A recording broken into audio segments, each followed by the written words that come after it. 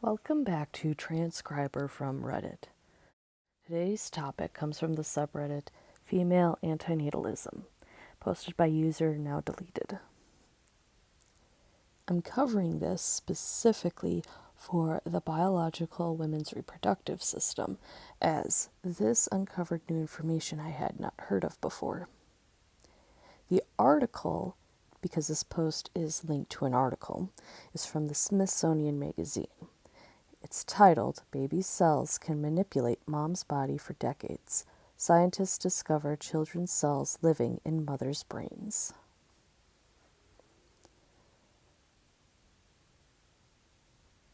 Of all the things that I have never heard about pregnancy or childbirth or child rearing up till now is this.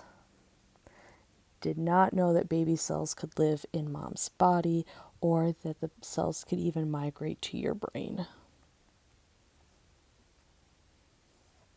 Talk about important information that nobody ever thought I needed to know.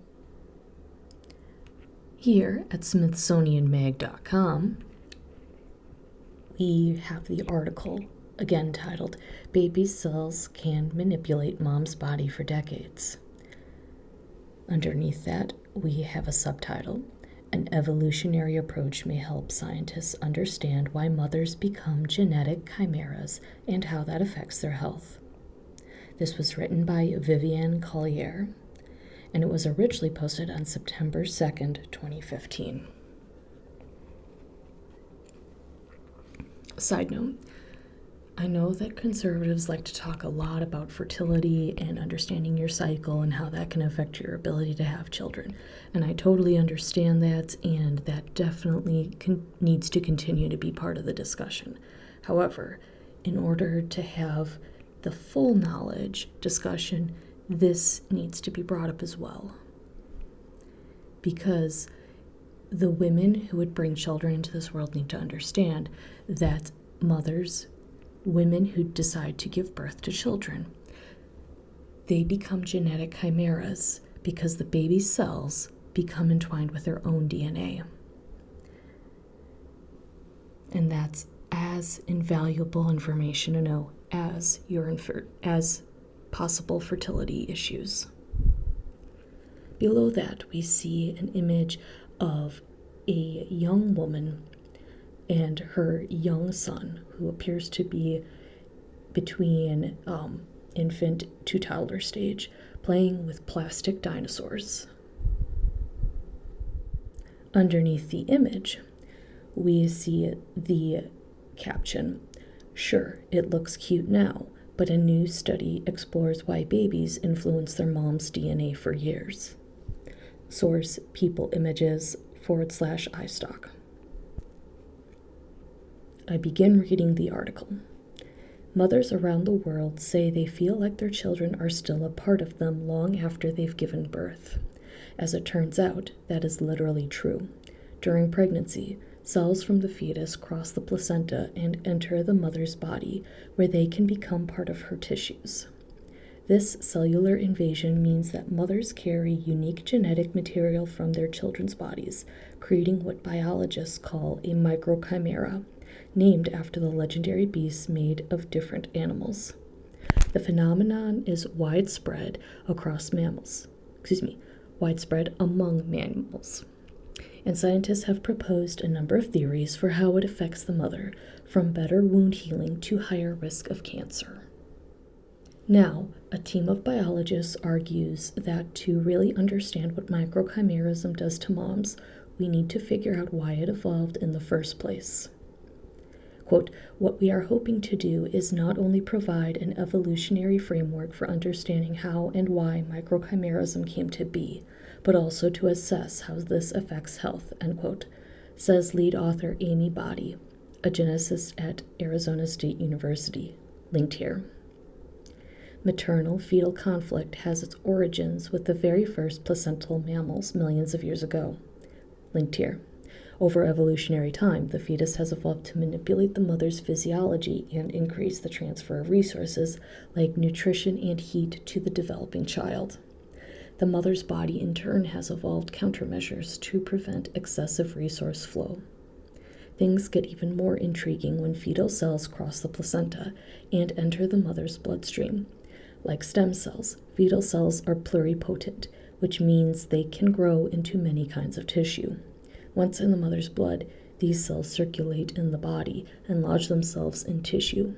They then use chemical cues from neighboring cells to grow into the same stuff as the surrounding tissue, Body says. Although the mother's immune system typically removes unchanged fetal cells from the blood after pregnancy, the ones that have already integrated with maternal tissues escape detection and can remain in mom's body. Microchimerism can get especially complex when a mother has multiple pregnancies. The mother's body accumulates cells from each baby and potentially functions as a reservoir, transferring cells from the older sibling into the younger one and forming more elaborate microchimeras. The presence of fetal cells in the mother's body could even regulate how soon she can get pregnant again. Quote, I think one promising area for future research concerns unexplained pregnancy losses and whether older siblings, as genetic individuals, can play a role in delaying the birth of younger siblings, end quote, says David Haig, an evolutionary biologist at Harvard University. Linked here. Given all this complexity, microchimeras have been difficult to study until recently, the authors note in their paper, which will be published in an upcoming issue of Bioessays, linked here. The phenomenon was discovered several decades ago, when male DNA was detected in the bloodstream of a woman, but the technologies of the time couldn't get a detailed enough picture of the genetics to tease apart the minute cellular situation. Side note, that upcoming issue, when published, was linked here for further reading. I continue reading. Now, deep sequencing technologies allow researchers to identify the origin of DNA in a mother's tissues more comprehensively by sampling many areas in the genome, including genes implicated in immunity. These genes are unique to an individual and thus can help differentiate a mother's DNA from that of her children with greater precision. Quote, if the cell populations can be isolated, then modern techniques should allow the genetic individual of origin to be unambiguously identified, end quote, says Haig. Still, understanding how the fetal cells are interacting with maternal cells is going to be difficult, says Body.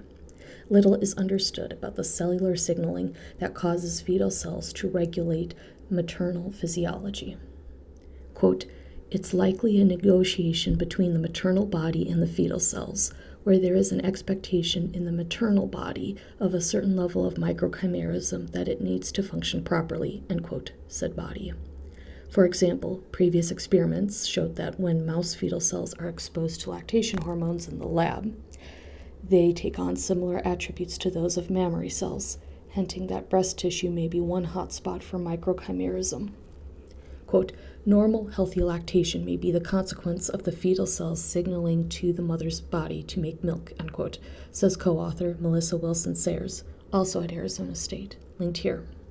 But previous work has also suggested that the same features that allow fetal cells to integrate into the mother's tissues, like evading her immune system, also makes them similar to cancer cells, which could lead to greater cancer vulnerability in the mother.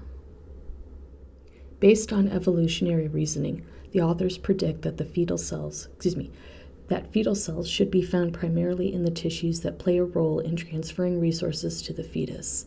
That includes the breast, where they may impact milk production, the thyroid, where they can affect metabolism and heat transfer to the baby, and the brain, where they may influence neural circuitry and maternal attachment to the child.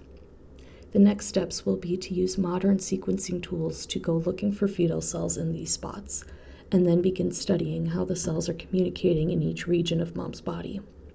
Quote, what is really interesting and novel about this work is putting the issue of microchimerism and maternal health into an evolutionary framework, end quote, says Julianne Rutherford, a biological anthropologist at the University of Illinois at Chicago. Quote, if these fetal cells are interacting with maternal physiology, where in the maternal body would we expect the greatest effect on function? That's been a big question mark. Putting this into an evolutionary context was incredibly clever and novel and very exciting. It's a beautiful example of theory driving testable predictions, end quote. Here ends the article. The end note has an editor's note in bold and in italicized. This story has been updated to clarify the results of the study on mouse fetal cells and mammary tissue.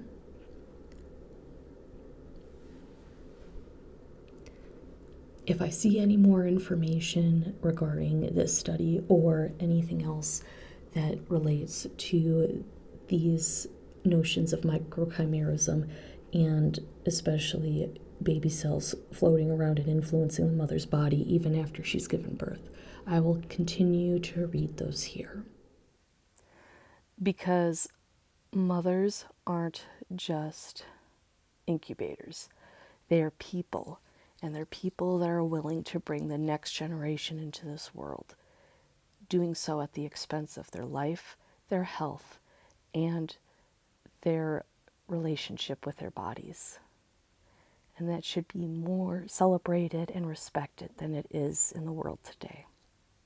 Thank you for watching/listening, and I will see you in the next video.